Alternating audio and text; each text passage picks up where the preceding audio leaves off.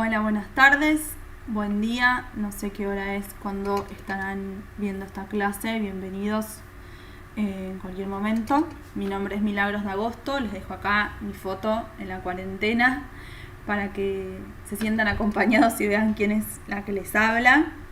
La idea es que nos tomemos un tiempo para hablar de fármacos antivirales que entran dentro del segundo módulo de esta materia. ¿Cuáles son los fármacos que vamos a ver? Entonces, familias de fármacos.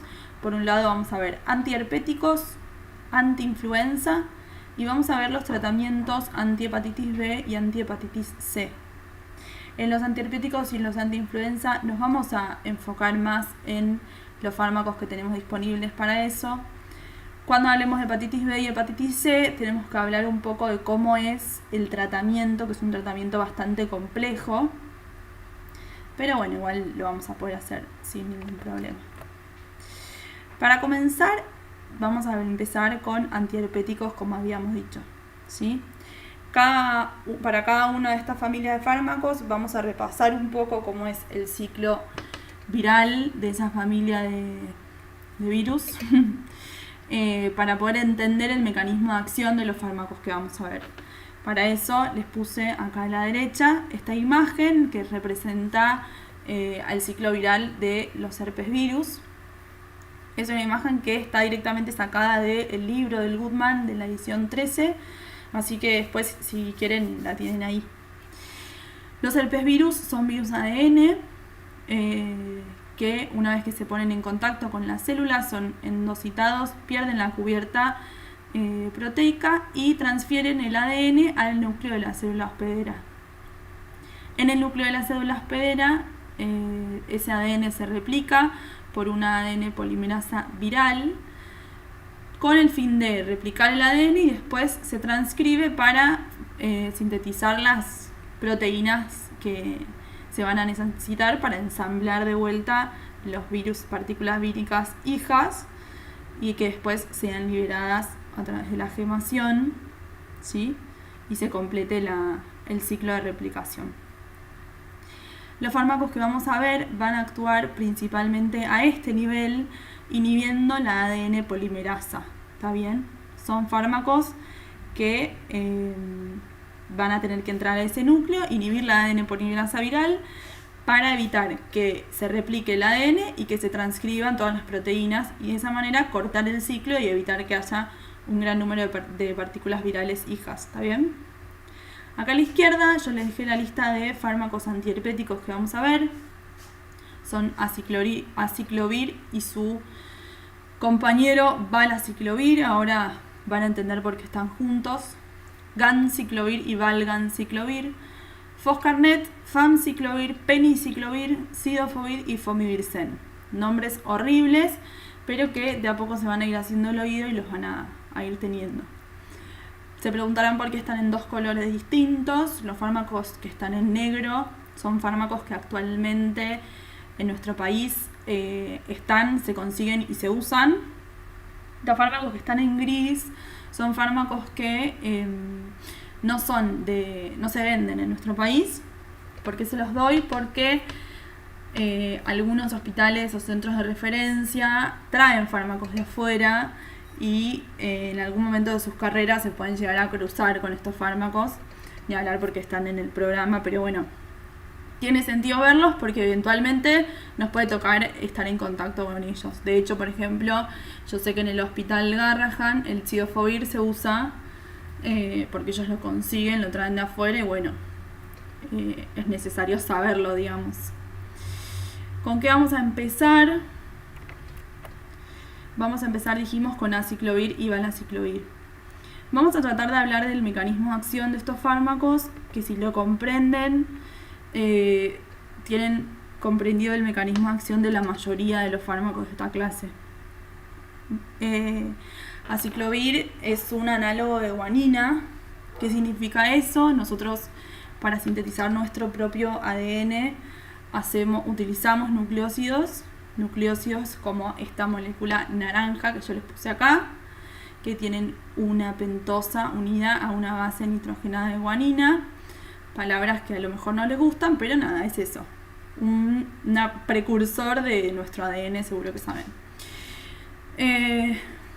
Esa guanina, para nosotros usarla, ese nucleósido, lo tenemos que fosforilar, y una vez fosforilado, la ADN polimerasa de nuestras células puede insertarla en la hebra de ADN que estuviera sintetizando. ¿Está bien? Es un poco el proceso que está representado acá. La TK es una tirosinquinasa. La tirosinquinasa es quien lo fosforila, y al ser fosforilado puede ser usado por la ADN polimerasa e insertarse en la hebra de ADN, ¿sí? El aciclovir lo que hace es ser una molécula análoga a ese nucleósido, ¿sí? Pero distinta, parecida. Y de esa manera va a ser fosforilado por... ¿Se me fue la flechita? Acá está. Perdón. Va a ser fosforilada por una tirosinquinasa del virus, ¿sí? Eso es re importante porque eso le va a dar a cada fármaco la especificidad por la cual un fármaco puede ser más sensible para, por ejemplo, virus del herpes simple y no para varicela zoster o no para citomegalo, o al revés. Dentro de la familia de los herpes virus, no sé si lo dije, pero estamos hablando de virus de herpes simple tipo 1 y tipo 2, virus varicela zoster, citomegalovirus, Epstein-Barr. Todos esos son los virus que con los cuales estamos tratando mientras hablamos de antiherpéticos. Volvamos a esto entonces. La tirosinquinasa esta, que es la que va a fosforilar a esa molécula, es específica de cada virus, y cada fármaco, digamos, tiene una afinidad distinta por la tirosinquinasa de distintos tipos de virus. Eso es lo que le va a dar especificidad en el tratamiento, ¿sí? Pero bueno, entonces la molécula de aciclovir tiene que ser fosforilada por esa tirosinquinasa, y una vez que es fosforilada entra en contacto con la ADN polimerasa, y en vez de que la ADN polimerasa la use para elongar la hebra de ADN, lo que se va a producir es que la trunca, la traba. No permite que la ADN polimerasa siga elongando la hebra. De esa manera se inhibe la replicación de ADN, y como no hay replicación de ADN, no va a haber tampoco ensamblaje de partículas virales hijas. ¿Se entiende? El aciclovir, si hablamos de farmacocinética, podemos decir que se encuentra como formulaciones de administración tópica, vía oral o intravenoso. Si se administra vía oral, la biodisponibilidad es menor al 30% y tiene una vida media plasmática de alrededor de 2,5 horas. Entre 1,5 y 6 según el paciente, pero aumenta a más de 20 horas en pacientes anúricos, ¿sí? Para la administración tópica, la absorción percutánea del aciclovir es bastante baja. La distribución en el organismo es muy amplia, atraviesa barreras, pasa líquido cefalorraquídeo, atraviesa placenta y se encuentra en la leche materna también. No se metaboliza y es excretado a nivel renal, filtrado a nivel del glomérulo y secretado a nivel tubular. ¿Qué pasa con esa biodisponibilidad del 30%? Lo que se descubrió es que si a la molécula de aciclovir se le adhería una molécula del aminoácido de valina, se sintetiza el val-aciclovir, mejora muchísimo la biodisponibilidad hasta el 70%. Por eso yo digo que son fármacos hermanos. El val-aciclovir es como si fuese el aciclovir mejorado para que tenga mejor biodisponibilidad. A nivel de los efectos adversos, podemos decir que la administración tópica, por contener algunos alcoholes en su composición, puede causar una leve erupción cutánea. La administración oral puede causar aisladamente náuseas, diarrea y cefalea. Y cuando las concentraciones plasmáticas son altas, puede llegar a causar insuficiencia renal o neurotoxicidad. Por eso yo la puse también en la administración intravenosa, en la cual se administra directamente a la circulación sistémica. Hay que tener cuidado con eso. ¿Para qué se usa el aciclovir? Se limita a los herpes virus, como veníamos diciendo hace un rato. El aciclovir es mucho más activo contra el virus del herpes simple. hasta 10 veces más que contra varicela zoster o contra Epstein-Barr. Se utiliza como tratamiento del herpes genital de forma crónica o para prevenir recurrencia de herpes simple en pacientes que tienen herpes simple recurrentemente, digamos. Sirve para tratar gingivostomatitis herpética. No tiene mucha utilidad para el tratamiento de herpes bucolabial. Puede ser que algunos se lo hayan prescripto, pero la realidad es que no está comprobado que disminuya demasiado ni el tiempo del ciclo, digamos, ni la sintomatología. Sí se utiliza como profilaxis preexposición en el parto de mujeres embarazadas con herpes genital. También se usa en pacientes inmunocomprometidos, en general de manera intravenosa, dado que la extensión y la gravedad de los episodios herpéticos son mucho mayores, o en pacientes con encefalitis herpética, también deberían ser tratados con aciclovir endovenoso. Continuamos con los segundos fármacos, que tenemos a ganciclovir y valganciclovir. Ganciclovir, como les dije antes, tiene como mecanismo de acción el mismo mecanismo de acción que aciclovir. Es un análogo nucleosídico de guanina, similar estructuralmente al aciclovir, por lo cual también tiene un profármaco que mejora su biodisponibilidad, el vanganciclovir. Tienen actividad inhibidora contra todos los herpesvirus, en especial contra citomegalovirus.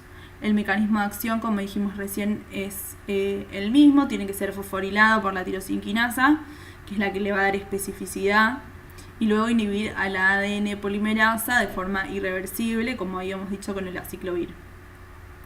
De vuelta nos pasa que su biodisponibilidad oral es muy baja, de hecho entre el 6 y el 9%, por lo cual se hizo el valganciclovir para aumentar la biodisponibilidad hasta el 60%. Y si se utiliza junto con el consumo de alimentos, aumenta aún más la biodisponibilidad. El ganciclovir también puede ser administrado de manera intravenosa o tópica o de manera intravítrea para tratamiento de retinitis por citomegalo. Después de la administración endovenosa, intravítrea, después de la administración intravítrea, la realidad es que la distribución es amplia, la vida media plasmática es corta, pero si se utiliza administrada intravítreo, concentra en el líquido vítreo con una vida media prolongada de hasta 26 horas. Los implantes intraoculares de liberación sostenida, que existen también, permiten que haya concentraciones constantes en el sitio de liberación y justifica de alguna manera que se usen dosis diarias únicas. Más del 90% del fármaco se excreta sin cambios a través del riñón. También existe una formulación tópica en gel para como sumarla al tratamiento de retinitis por citomegalo, pero bueno, no se usa tanto, se usa mucho más si se tienen las otras formulaciones. ¿Cuáles son los efectos adversos? El principal efecto adverso que representa toxicidad limitante es la mielosupresión. Se observa neutropenia en un gran número de pacientes, pero puede ser reversible. También puede haber trombocitopenia. También se ha descrito flebitis relacionadas con la infusión, anemia, erupción cutánea, fiebre, anomalías de las enzimas hepáticas, náuseas, vómitos, eosinofilia. Yo acá les separé, según la forma de administración, cuáles eran los efectos adversos más frecuentes o más importantes. Acá siempre tenemos la mielosupresión como efecto adverso limitante de dosis, anemia, náuseas, vómitos relacionados al consumo bioral, neutropenia, flebitis, trombocitopenia. Por supuesto que la flebitis va a ser si se administra endovenosa, fiebre e irritación ocular si es intravítrea, o puede tener algunos de estos efectos también, pero acordémonos que no tiene tanta circulación sistémica. También podemos decir que es categoría C de embarazo. Continuamos con Foscarnet. Como verán, cambia un poco el mecanismo de acción. Acá ya no tenemos a los nucleócidos y análogos de nucleócidos, sino lo que tenemos son unos nucleótidos comunes, que son estos de acá, por ejemplo, ¿sí? Y un nucleótido que tiene un fosfato distinto. ¿Qué es lo que es el Foscarnet? Es un análogo de fosfato inorgánico, ¿está bien? Entonces, en vez de actuar como análogo que tiene que ser fosforilado, lo que va a hacer es fosforilar a nucleócidos endógenos y volverlos inútiles en cuanto a que la ADN polimerasa no los va a poder utilizar. Entonces, ¿qué es lo que nos da de beneficio, de ventaja este mecanismo de acción? Que salteamos la tirosinquinasa que veníamos hablando, que le da especificidad, y de esa manera nos va a servir para tratamiento de enfermedades resistentes, porque esa tirosinquinasa era lo que le daba a los virus, modificándola, la capacidad de hacer que el fármaco no funcionara, digamos, a darle resistencia al fármaco. De esta manera, el Foscarnet evita ese paso de la tirosinquinasa y le da mucha más capacidad frente a microorganismos resistentes. Entonces es un análogo de pirofosfato. Como análogo de pirofosfato se va a unir a los nucleócidos endógenos e inhibir a la ADN polimerasa para que no se pueda elongar la hebra de ADN. El Foscarnet es muy poco soluble en soluciones acuosas, por lo que requiere grandes volúmenes de distribución. Se administra intravenoso o intravítrio. Tiene una vida media bimodal. ¿Qué significa eso? Que la vida media de la molécula cuando se absorbe es de 4 a 8 horas, pero como tiene secuestro óseo, como es una molécula parecida al fosfato, mucho del Foscarnet se secuestra por el tejido óseo. Entonces, eso hace que de alguna manera sea como un lugar de liberación a largo plazo. Se secuestra por el tejido óseo y después se sigue liberando al plasma durante mucho tiempo. De hecho, eso extiende su vida media hasta 3-4 días. La mayoría se excreta por riñón sin ser metabolizado. Y la administración intravenosa es efectiva para el tratamiento de retinitis por citomegaloresistentes o infecciones por herpes virus, herpes simple o por varicela zoster resistentes. También puede reducir el riesgo de sarcoma de Kaposi en pacientes HIV positivos. O puede ser usado en administraciones intravítreas o de manera como una crema tópica, que no lo puse ahí porque todavía como que se está viendo si funciona, en infecciones crónicas resistentes a aciclovir de herpes simple en pacientes inmunocomprometidos. ¿Cuáles son los efectos adversos? Nefrotoxicidad e hipocalcemia son las principales toxicidades. Piensen que si tiene secuestro óseo y ocupa el lugar del calcio, va a generar hipocalcemia. Y son efectos limitantes de dosis, ¿sí? También existen efectos adversos del sistema nervioso central, como cefaleas, temblores, irritabilidad, convulsiones, alucinosis, y otros como náuseas, vómitos, fiebre, anemia, cambios en el electrocardiograma. La seguridad en embarazo del Foscarnet es incierta todavía. No hay estudios que comprueben si es tóxico o no. El famciclovir y el peniciclovir son dos fármacos que estoy agregando en esta clase. No son de los que vemos siempre, pero están en el libro, están en el programa, así que quise ponerlos. Famciclovir en realidad es un profármaco del peniciclovir. El peniciclovir es un análogo nucleosídico, como habíamos dicho, muy parecido al aciclovir. Tiene que ser fosforilado por la tirosinquinasa viral para poder inhibir a la ADN polimerasa. Tiene mucho menos afinidad que el aciclovir por esa tirosinquinasa viral, pero, como les puse acá, concentra intracelular y tiene una vida media mucho más larga, lo que le da como la capacidad de acción, aunque no tenga tanta afinidad por las enzimas virales. Se administra oral o endovenoso, tampoco tiene metabolismo y se excreta en la mayoría a través del riñón, pero puede ser excretado creo que un 10-20% a través de la excreción fecal. Los efectos adversos tenemos: cuando se administra vía oral, causa diarrea, cefaleas, náuseas, vómitos. Y cuando se administra endovenoso, puede causar cefalea, urticarias o alteraciones a nivel nervioso central, como alucinaciones o estados confusionales. Su seguridad en embarazo tampoco está establecida. Estos fármacos están aprobados para tratar infecciones por herpes virus y por varicela zoster. En la mayoría de los tratamientos son equivalentes a la aciclovir que vimos antes. El próximo fármaco del que vamos a hablar es cidofovir. El cidofovir es un análogo de citidina, un análogo nucleotídico.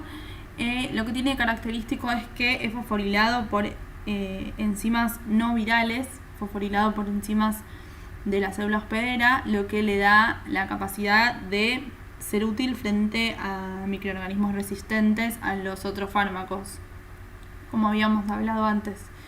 Se administra vía oral, la realidad es que no, tiene muy poca biodisponibilidad, existe, pero la biodisponibilidad es muy baja.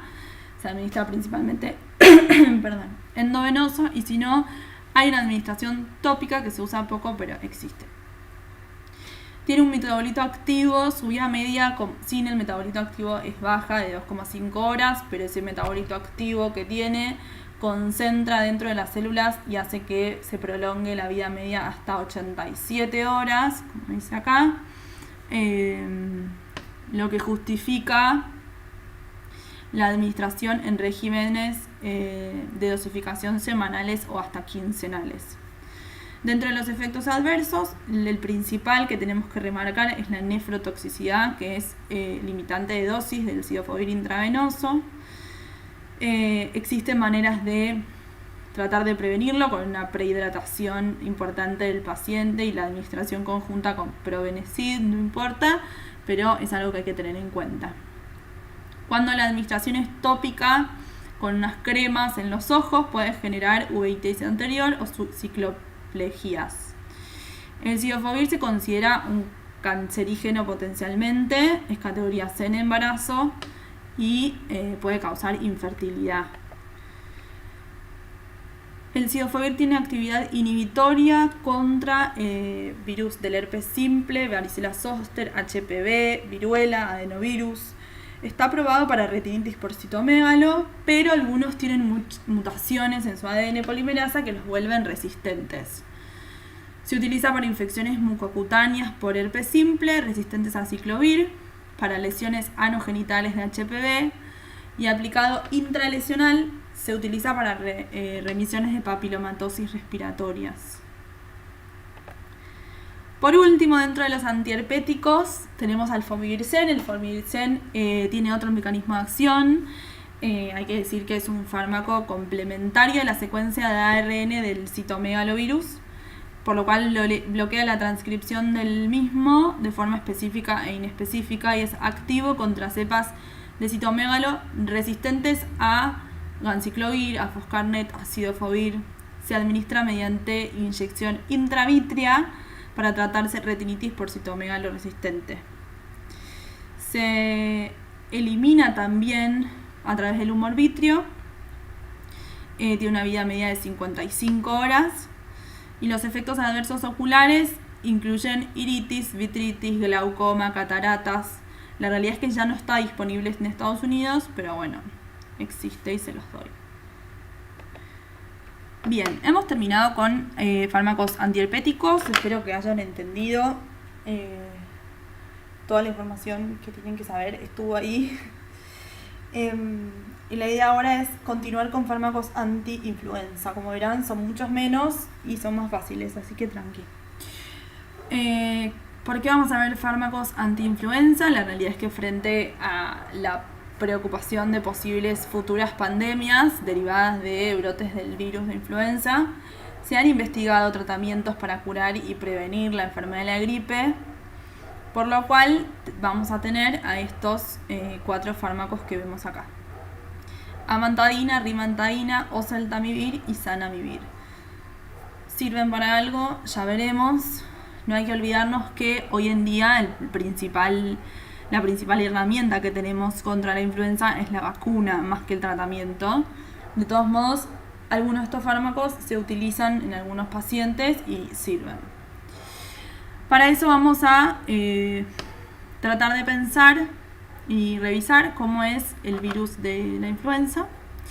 Los virus de influenza tienen una cobertura, en su cobertura tienen una moléculas de hemaglutinina que les permiten unirse a la membrana de la célula, lo que desencadena una respuesta por la cual son endocitados y el pH bajo del endosoma hace que esa molécula mute y se ponga en contacto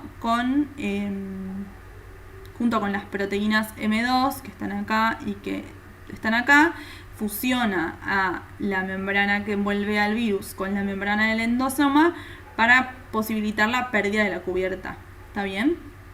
Una vez que se pierde la cubierta, ese ARN entra dentro del núcleo de la célula hospedera y le permite después generar la replicación de proteínas, el ensamblaje, y después, una vez ensambladas, las partículas víricas hijas son liberadas a través de la membrana por gemación.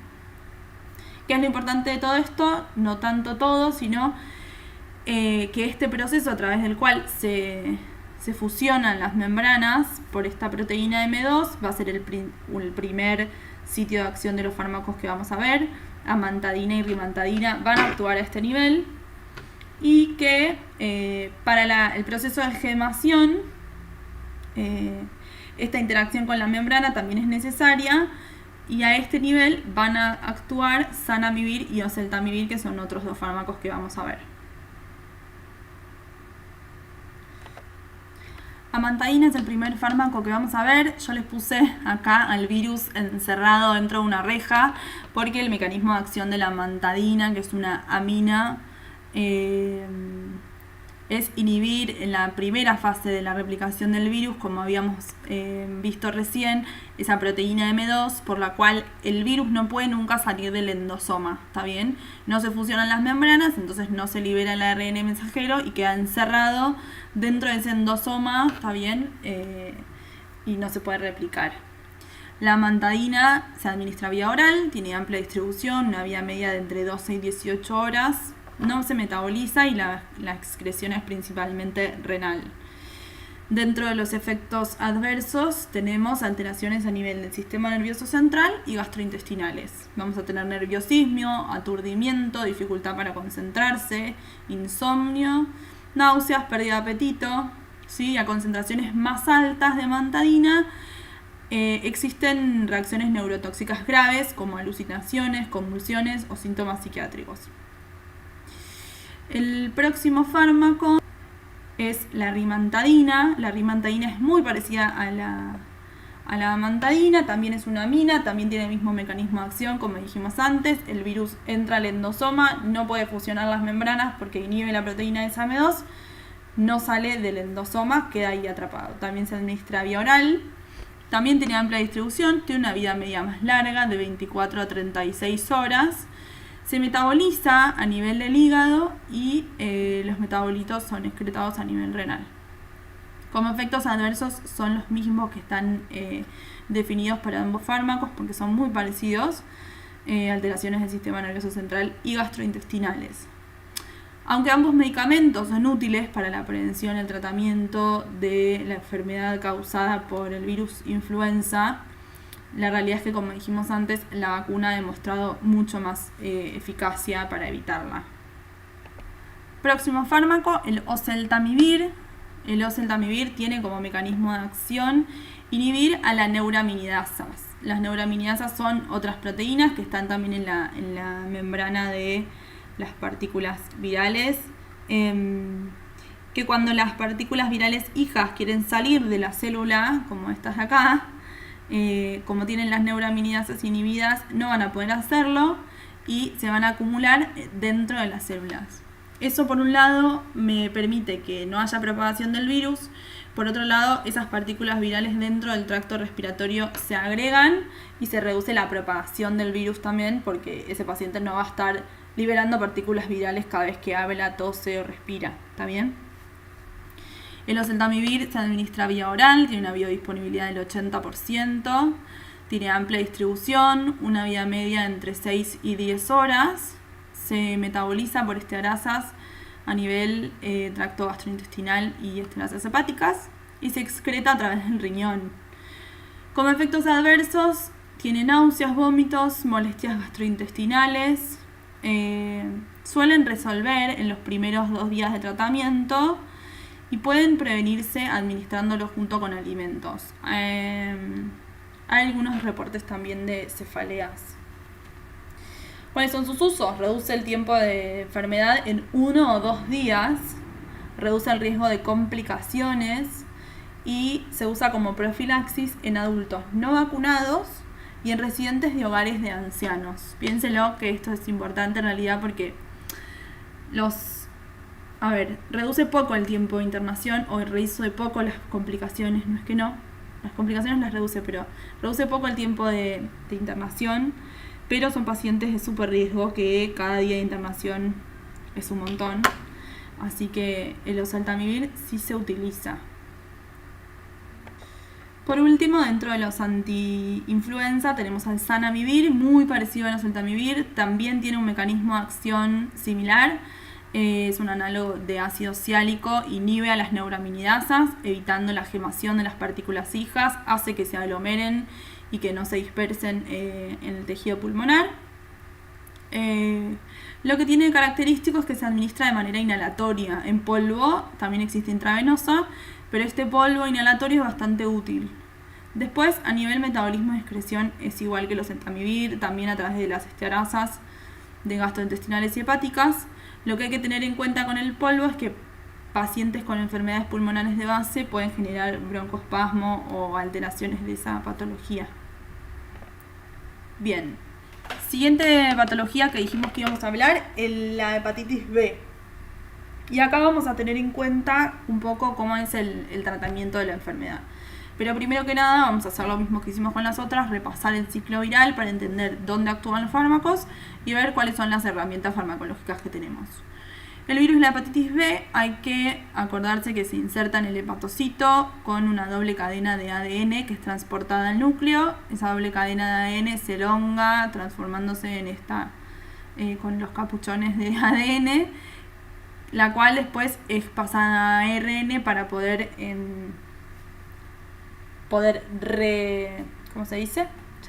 resintetizar la hebra de ADN del virus con la transcriptasa inversa, ¿sí? Y por otro lado, sintetizar las proteínas virales.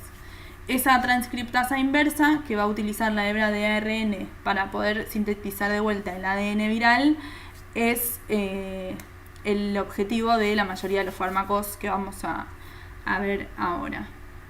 Dentro de las herramientas farmacológicas tenemos al interferón alfa pegilado, eso es lo que significa esto.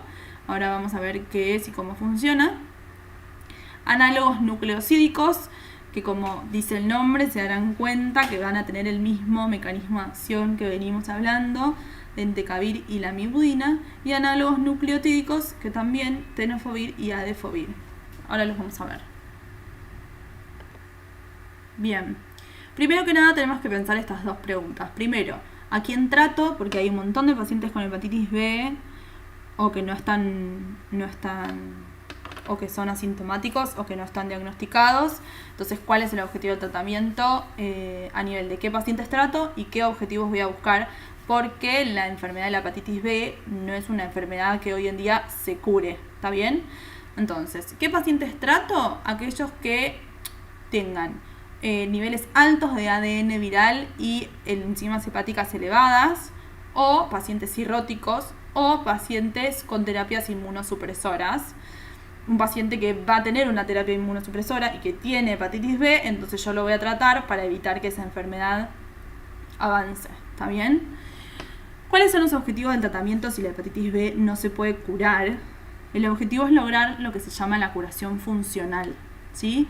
Eso, la curación funcional implica suprimir la replicación del virus, que el virus no esté activamente replicándose en los hepatocitos, o sea, lograr antígeno S de la hepatitis B negativo y seroconvertir al paciente de antígeno E a antiantígeno E. ¿Se entiende? Paciente con antígeno S y antiantígeno E es un paciente que yo considero funcionalmente curado. ¿Está bien? Solamente menos del 10%, digamos, son los pacientes que, acá, perdón, tengo un problema con mi flecha y la flecha de la pantalla, perdón. Menos del 10% de los pacientes logran esa curación funcional, por lo que ven, no es un tratamiento muy elegido, digamos. Vuelvo un segundo a esta diapositiva porque me quedé con las ganas de decirles algo. Acá tenemos todas las opciones del tratamiento, como habíamos dicho. Tratamientos con interferón, hay que saber que el tratamiento es limitado, no se puede hacer toda la vida un tratamiento con interferón. Y los análogos nucleosídicos y nucleotídicos sí se pueden utilizar como tratamientos a largo plazo. Hoy en día las terapias preferidas son entecavir y tenofovir, debido a su potencia, la buena tolerabilidad, el bajo potencial para el desarrollo de resistencia. ¿De qué depende si elijo un fármaco o el otro? ¿Qué tipo de tratamiento elijo? De la gravedad de la enfermedad, la disponibilidad de los fármacos, el tratamiento previo que haya tenido ese paciente, efectos secundarios, el genotipo del virus o distintas comorbilidades o hasta el costo del tratamiento. Hay que entender que estos tratamientos son caros. Bien, habiendo dicho eso, pasemos a ver qué es el interferón. El interferón alfa, pegilado. Los interferones son citoquinas potentes que poseen efectos antivirales, inmunomoduladores y antiproliferativos, ¿sí? Los interferones alfa son proteínas no glicosiladas que se asocian a una molécula de pegilación grande, que es ese pegilado, por eso está pegilado, e inerte, que lo que hace es ralentizar la absorción, disminuir el aclaramiento y proporcionar concentraciones séricas más altas y prolongadas que le permiten la dosificación semanal. O sea, ¿qué significa eso? Mi droga es el interferón alfa, que es una droga que tiene capacidad antiviral, inmunomoduladora, antiproliferativa. Se la pegila, se le agrega esta molécula de pegilación para hacer que dure más tiempo, que absorba mejor, que la tenga que administrar menos seguido. ¿Está bien? ¿Cuál es el mecanismo de acción directamente del interferón? Por un lado, estimula la actividad citotóxica de linfocitos T, linfocitos NK, macrófagos, estimula la expresión de moléculas de histocompatibilidad tipo 1 e inhibe la síntesis de proteínas virales, ¿sí? De un montón de maneras, tiene un montón de mecanismos de acción. Piensen que es una citokina casi endógena, ¿sí? O sea, similar. ¿Cómo se utiliza? Se administra o intramuscular o subcutánea. Alcanza altas concentraciones en plasma. Tiene una vida media de entre 80 y 120 horas. Pegilada, ¿sí? Acordémonos que esto es lo que le permitía tener una vida media más larga y permanecer más tiempo. Y que por eso se daba como la dosificación mucho más espaciada semanalmente. En general, interferón no se metaboliza y se excreta a través del riñón o del hígado. Como efectos adversos hay que recalcar el primero, que dice síndrome flu-like. Es un síndrome agudo tipo influenza. Comienza varias horas después de la inyección. El paciente va a tener fiebre, escalofríos, cefalea, mialgias, artralgias, náuseas, vómitos, diarrea. Puede tener, pero es común en pacientes que usan interferón. Después tiene los siguientes, que son efectos adversos limitantes de dosis: depresión, mielosupresión y neurotoxicidad. Neurotoxicidad puede ser somnolencia, confusión, alteración de la conducta. O sea, es neurotoxicidad que se ve en el paciente, ¿sí? O se queda dormido, o está con un síndrome confusional, o altera su conducta. Esos efectos son limitantes de dosis. Y después, menos frecuentes, pero no menos importantes, puede generar tiroiditis, que puede terminar en un hipotiroidismo, hipotensión, taquicardia, alopecia, nefrotoxicidad, hepatotoxicidad y hasta cuadros de neumonía. Después, comenzando con los análogos nucleosídicos, hablamos de entecavir. Entecavir, como verán a la izquierda de la diapositiva, tiene un mecanismo de acción ya conocido por ustedes, me imagino a esta altura de la clase. Es un análogo nucleosídico, tiene que ser fosforilado para poder inhibir al ADN polimerasa, que en este caso es la transcriptasa inversa, ¿sí? Para poder inhibir la síntesis del ADN viral. El entecavir se administra vía oral, tiene amplia distribución, una ligera unión a proteínas plasmáticas, no se metaboliza y la excreción es renal.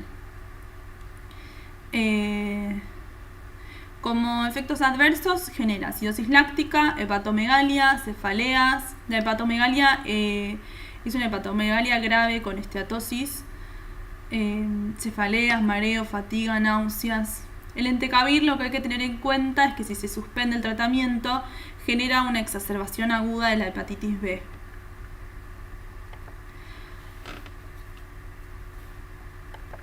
Voy a agregar que el entecavir es de alta barrera genética. ¿Qué significa eso? Creo que si no lo escucharon ahora lo van a escuchar en la clase de antivirales. Que sea de alta barrera genética, de antivirales, no, perdón, de antirretrovirales van a hablar de barrera genética. Que un fármaco sea de alta barrera genética implica que el virus tiene que hacer muchas mutaciones para poder generar resistencia a ese fármaco. Si el fármaco es de baja barrera genética, con pocas mutaciones, el virus ya puede generar resistencia. Que sea de alta barrera genética significa que es difícil que el virus genere resistencia a este fármaco. El entecavir es un fármaco de alta barrera genética, por lo cual es primera línea para el tratamiento de hepatitis B, como habíamos dicho antes. Dentro de los fármacos, es uno de los fármacos de elección para el tratamiento. Bien, siguiente análogo nucleosídico, tenemos a la lamivudina. La lamivudina tiene el mismo mecanismo de acción que lo que venimos hablando, solo que es un análogo de citidina en vez de guanina, como la mayoría de los fármacos que vimos hasta ahora, pero el mecanismo de acción es el mismo. Ser fosforilado, inhibir a la ADN polimerasa de la hepatitis B, que es la transcriptasa inversa. Se administra vía oral, la distribución es amplia, no se metaboliza y la excreción es renal, bastante básico. Lo que hay que tener en cuenta es que genera también una exacerbación aguda de la hepatitis B con aumento de las transaminasas hepáticas si se suspende el tratamiento y opuestamente al entecavir, la lamivudina es un fármaco de baja barrera genética y no es un fármaco que pueda ser utilizado como monoterapia. Por último, dentro de la hepatitis B tenemos tenofovir y adefovir. Los puse juntos porque son muy parecidos y ya es como muy redundante. Son análogos nucleotídicos, eso significa solamente de diferencia que ya están fosforilados, pero bueno, directamente inhiben a esa transcriptasa inversa para inhibir la síntesis de ADN. Ambos se administran vía oral, tienen excreción renal, no se metabolizan. Tienen como efecto adverso la nefrotoxicidad. La diferencia más grande entre estos dos radica en que tenofovir es un fármaco de alta barrera genética, que es fármaco de primera línea para el tratamiento de hepatitis B, fármaco de elección junto con entecavir, lo voy a repetir hasta la muerte. En cambio, adefovir no. Adefovir es de baja barrera genética, como la lamivudina, y no se puede usar como monoterapia. Eso fue todo de hepatitis B. Vamos a empezar a un poco ver cómo es el tratamiento de hepatitis C.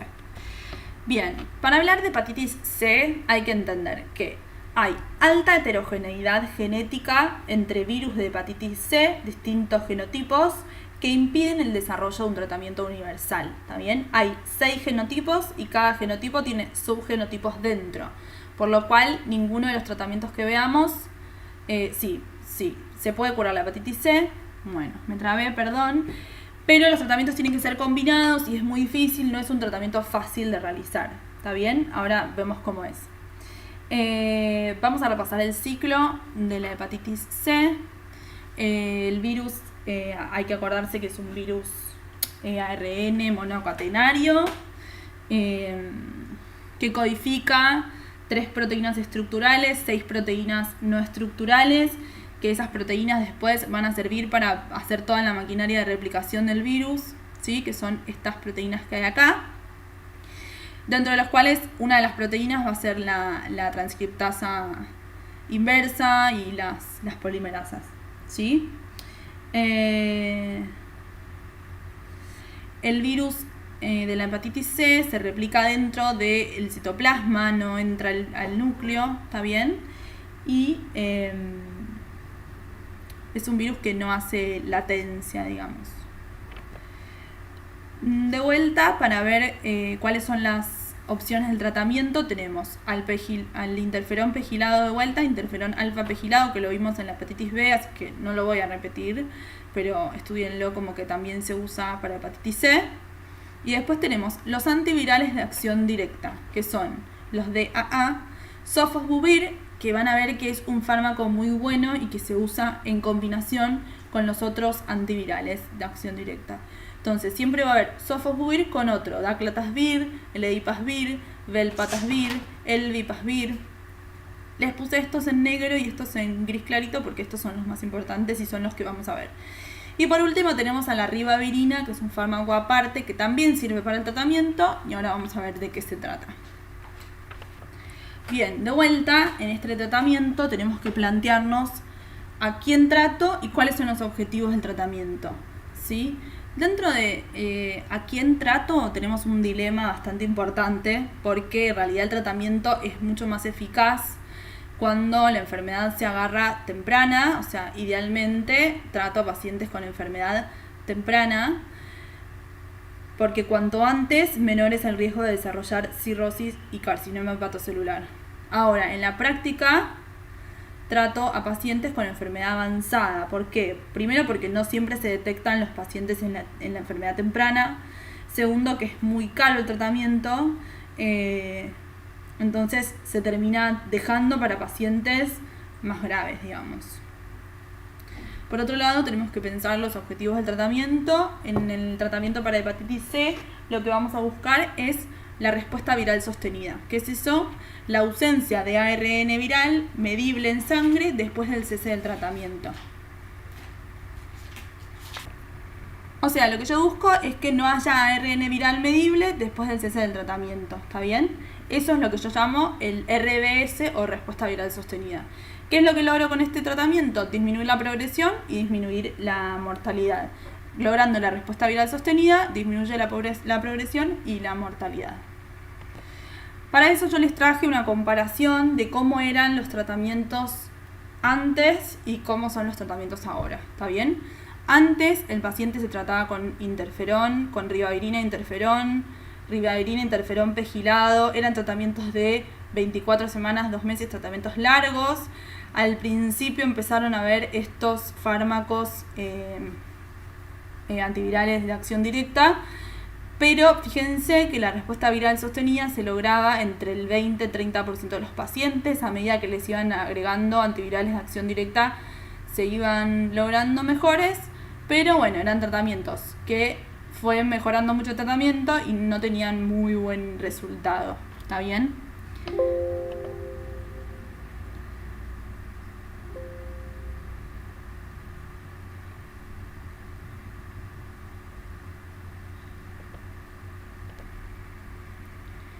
Ahora el tratamiento incluye a los antivirales de acción directa. Ven que yo les dije que se iba a usar sofosbuvir junto con otro. Iban a ser tratamientos más cortos, son tratamientos de 3 meses, con respuestas virales sostenidas mucho mejores, ¿está bien? Entonces son tratamientos combinados, generalmente con 2 antivirales de acción directa o más, y se le puede agregar ribavirina después, para lograr una respuesta viral sostenida mucho mejor en menor tiempo. ¿De qué depende la elección? De vuelta, del paciente y del genotipo del virus. Vamos a ver un ejemplo. Los puse juntos porque en general es como se dan, ¿está bien? Sofosbuvir, por ejemplo, está acá. Hay que tener en cuenta que es un profármaco. Puse acá abajo que es importante que es pangenotípico, es uno de los únicos que sirve para todos los genotipos del virus de la hepatitis C. Inhibe a la ADN polimerasa del virus que es la proteína NS5B. Se administra vía oral, tiene una distribución amplia, una vida media de 27 horas, se metaboliza por hidrólisis y se excreta como metabolitos en orina. Es un profármaco, ¿sí? O sea que lo que se excreta son los metabolitos. Como efecto adverso, en realidad lo más importante que tenemos que decir es que está contraindicado en insuficientes renales graves y el uso concomitante con amiodarona, que es un fármaco que van a ver que se usa en cardio. Generalmente se da junto con el daclatasvir, por ejemplo, que tiene como mecanismo de acción inhibir a la proteína NS5A, que evita el ensamblaje de las partículas virales de esa manera. También se administra vía oral, también tiene una vida media larga, 47 horas. Este sí se metaboliza por CYP3A4 y se excreta a través de la bilis. Y tiene como efectos adversos cefalea y fatiga. Acá les puse el precio de este tratamiento por mes, ¿está bien? O sea, cada paciente que toma estos dos fármacos por mes, acuérdense que el tratamiento era mínimo de 3 meses, gasta 740.000 pesos. Es un tratamiento caro. Este tratamiento tenía el 67% de respuesta viral sostenida. La realidad es que hoy en día pacientes que no estén en una etapa grave de la enfermedad no se hace demasiado este tratamiento. Otra opción es hacer sofosbuvir con ledipasvir, por ejemplo. Sofosbuvir lo vimos recién, es el mismo. Ledipasvir lo que hace es, como el anterior, inhibir a la NS5A. De esa manera evita el ensamblaje de las partículas virales. Se administra vía oral, es pH dependiente. Eso significa que con el pH ácido se absorbe mejor. También tiene una vida media larga. Se metaboliza por hidrólisis y se excreta como los metabolitos en orina. También genera cefalea y fatiga. Y esta, a diferencia del sofosbuvir, no cubre el genotipo 2, por ejemplo, no es pangenotípico. Tiene el mismo precio que el tratamiento anterior, carísimo, 740.000 pesos por mes, por lo cual es un tratamiento que hay que pensar qué pacientes tienen la posibilidad de utilizar. Por último vamos a hablar de la ribavirina, y esto sí, último, les prometo. Se usa como un plus combinado con los antivirales de acción directa, ¿está bien? La ribavirina es un análogo nucleosídico, se administra oral, intravenoso o inhalatorio. Tiene amplia distribución, también se metaboliza por hidrólisis y la excreción es renal. Hay que decir que genera como efecto adverso anemia hemolítica, fatiga, tos, erupción cutánea, prurito, y que es categoría X en el embarazo, por lo cual está contraindicado en embarazo y deseo de embarazo. La ribavirina es teratógena, embriotóxica, oncogénica y gonadotóxica. Eso es todo, llegamos al final. Muchas gracias por prestar atención, espero que les haya servido. Acá les dejo la bibliografía y espero que puedan seguir con la otra clase.